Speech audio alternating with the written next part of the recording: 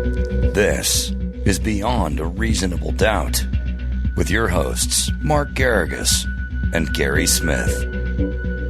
Welcome to, this is actually a BARD. Adam, we did the big show earlier in the week. Adam is, I think I knew where he was. He is currently in Baltimore after visiting the infamous West Palm Beach Green Room last night. So I'm sure we'll have a pretzel bun. I got some, by the way, I got some tweets at me about the pretzel bites there and at Palm Beach. So I was reliving it. I should have known that. I didn't put it together until pretzel bites in Palm Beach. So Murdaugh, all the time, we're going to move. There's been quite a bit this week, hasn't there? Nobody who's into true crime trial watching can complain about what's happened this week. Certainly not. And, it's been action packed, and it seems like the prosecution, kind of saved some punches for the end. They had a strong follow, a strong close, and a way to just try to button some stuff up. And it seems like they've pretty much reached the end of their case. Yeah, exactly. Let's start. I think it's in chronological order. You have the first clip that we're going to talk about. Yeah, we'll start with a clip here that's about some of the car data that came in late from GM. Yeah, by the way, GM, I saw the people on Twitter going, yeah, they thought it was losing, and then GM decided that this is going to be payback for him buying all the F-150s. Yeah, I don't buy that, but let's see here. This is going to reflect at Alex arriving home at 6:42:54 with a miles per hour of 0. This is one of the last data points that without speed. 6:42 p.m. arriving back at the residence. That is correct. And the arrow is pointing to what? The residence. A little bit to the side, but it's the residence right there. All right, and tell the jury now on slide 19, what does this represent? So this is going to be from his drive home from the law firm to Moselle. It represents at 6:34:01 during his drive. The max speed obtained was 54.4 miles per hour. The average speed during this drive was 41.39 miles an hour. And you can see the location somewhere off of, I believe, 63. Driving home, what was his max speed? 54.4 miles per hour was the max speed driving home.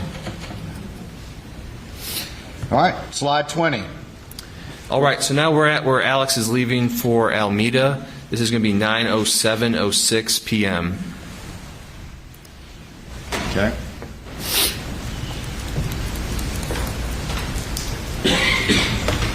And again, we'll go through the timeline in a bit, but is this generally consistent with some of the telemetry data that Falfosky did? It is. Suburban goes underway at what time? 9:07:06 according to this data.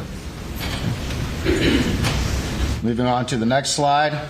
Like previous slides. Where's the Suburban at this point? Like previous slides, this is going to be the Suburban pulling out onto Moselle Road, coming right out of the main entrance, going about 15 miles an hour. This is going to be at 9:08:06.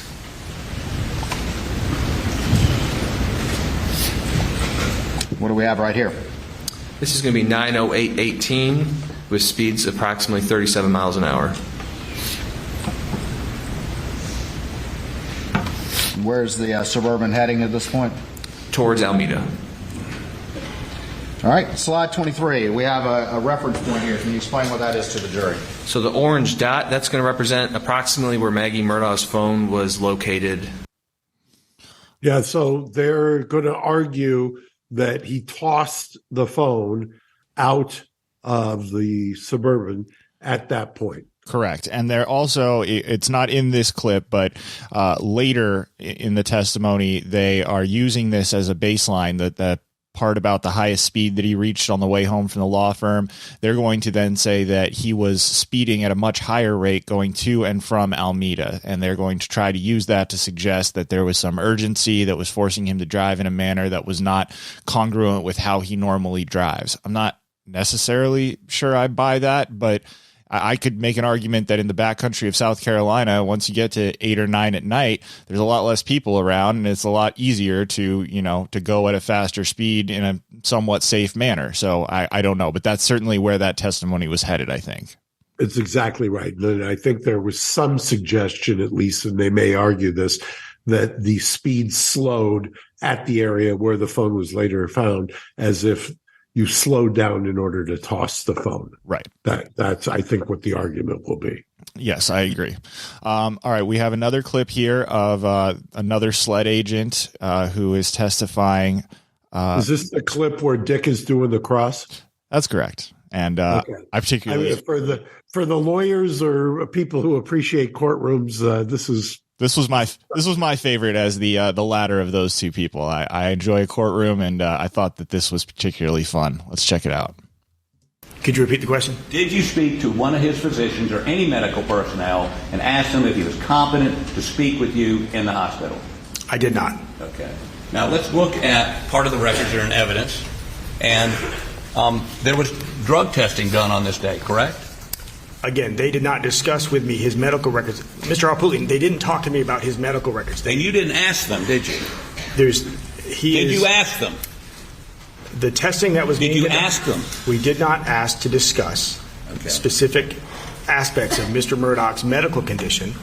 We had to subpoena the records with a court order to have access to them. So we will not discuss openly his medical records with us. Did you ask a doctor? That's repetitive. But if you had asked a doctor, they would have told you, according to these records, that he was positive for barbiturates and positive for opioids. Would they not? They would have told us. Objection sustained. Were you, according to the records that are in evidence, were you aware that he was on opioids and he had a positive test for opioids and benzos? Once we have subpoenaed, would you please answer the yes or no? Once we got the records, would you answer yes or no? Your Honor, I would object to him badgering the witness. The witness is entitled to answer the question. You may respond as you see fit. Go ahead. At the time of September 4th, we did not ask the medical doctors or the medical professionals any information about his condition because they would not discuss it with us. So if I had asked, they would not have discussed it. So we did not ask. When we obtained the medical records through court order, we were able to review them and learn after the fact the diagnosis. Would you still have, if you'd had the medical records, would you have still gone forward with questioning knowing he had opioids and benzodiazepines in his blood system? At that point, he was a victim of a crime. He was the only witness to a shooting that we were currently investigating. I would have asked those questions, and when I found that they were consistent with the two other statements he had already given, it would have allowed us to move forward with the investigation. It's a fascinating cross-examination. First of all, that Dick was right and the judge was wrong on the evidentiary ruling. But it's one of those things where thank you very much for overruling it and letting him answer, because his answer brought in exactly what you wanted. I mean, one of the other ways to do that is to just say yes or no. Did you ask him? And if he starts to meander like he did, the objection is non-responsive, motion to strike.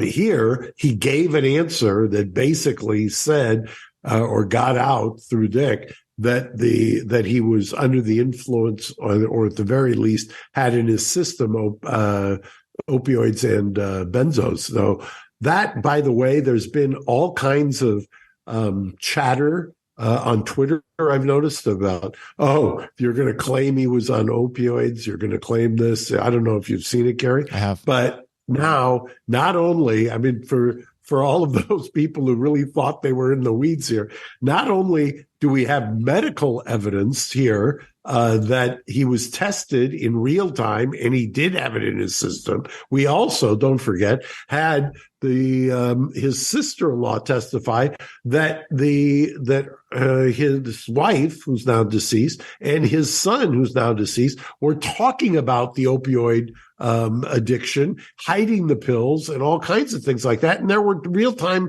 texts going back and forth. So, be careful when you listen to some commentators who mislead you as if these lawyers are just taking a stab in the dark. Remember, the lawyers get discovery. For the most part, the prosecution has a duty to turn over discovery. If they're asking questions, it's generally 95% of the time because they know the answers. And so it's not, as I said, a stab in the dark. And that was a masterful cross with a witness who just did not want to answer, but ended up backfiring on him. Yeah, I would say that's not very good prep on the part of the prosecution for the kind of cross that I think you could expect from Dick Harpootlian.